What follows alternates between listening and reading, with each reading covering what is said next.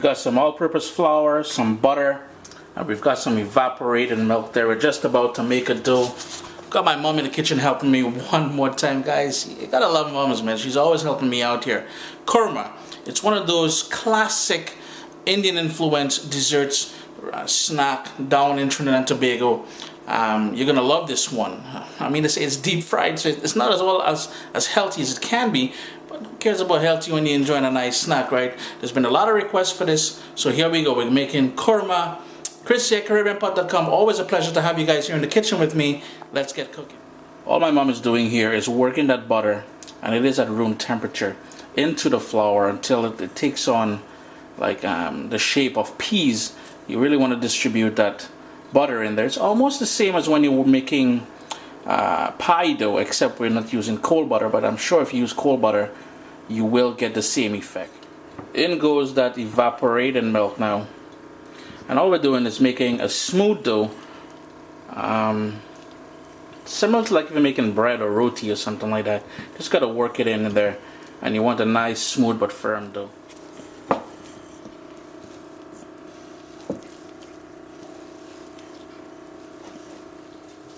As my mom works the dough, you're gonna notice it's gonna pick up all the sort of flour on the sides of the bowl there, and that's an indication that it's forming into a good dough ball. You need to have almost a clean bowl when you're done, and that will indicate that the dough ball is nice and ready for making this kurma. On a flour dusted surface, so we're gonna work that dough ball now into a circle. Think pizza, think roti. We're gonna do it in a circle.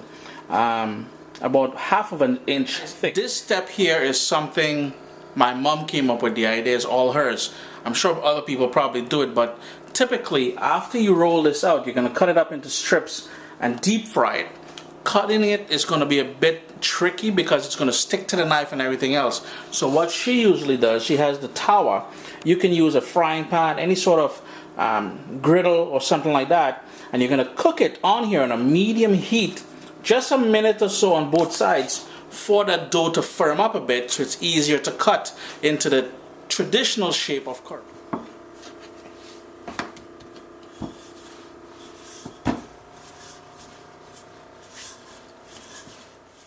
The dough has been rolled out. It's on the tawa now, 30 seconds on each side, so we're going to flip it over after 30 seconds. Then we're going to move it back onto the board there to cut it up into the shape before we deep fry it. So you will notice, and remember again guys, I said this is not traditional, this is just the way my mom does it.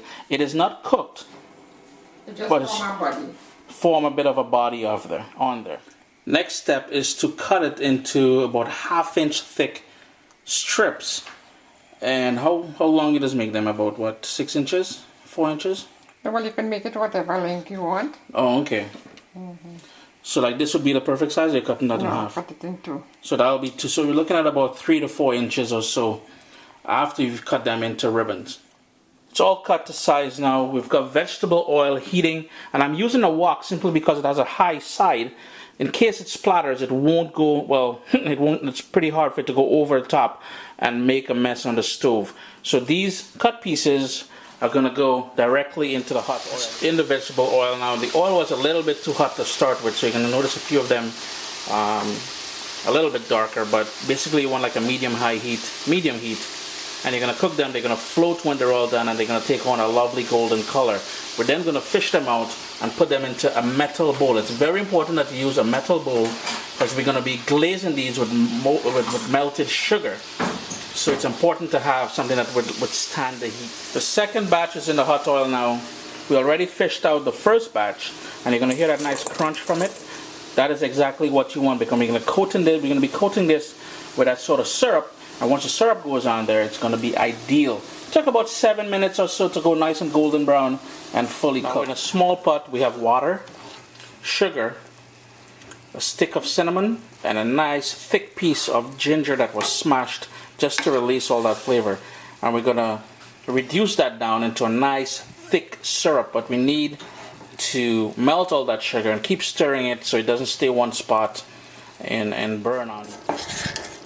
The syrup is nice and thick now. You're going to get that sort of ribbon, a sort of thread. Look, there you go. So what we're going to do now, we're going to pour it onto that cooked kurma and toss. So all we're doing now is pouring that syrup onto, and Mr. keep blocking the thing.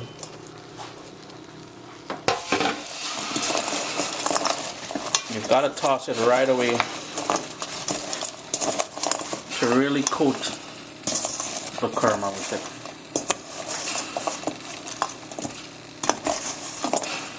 The big pieces of the cinnamon as well as the ginger will be removed before serving this.